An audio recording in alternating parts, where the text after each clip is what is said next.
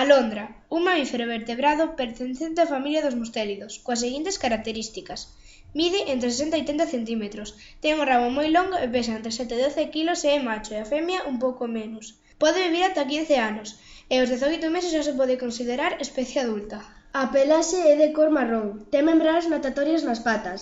O seu corpo é aerodinámico, co corpo longo e a fronte plana.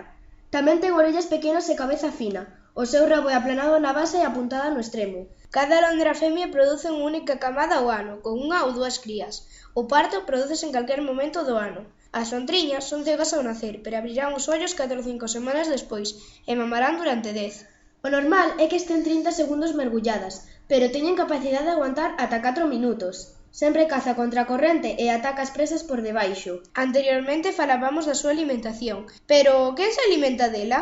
Pois a verdade é que non ten inimigos correntes. O lobo, quizais, pero son despistes. Os demais animais non son depredadores para esa especie.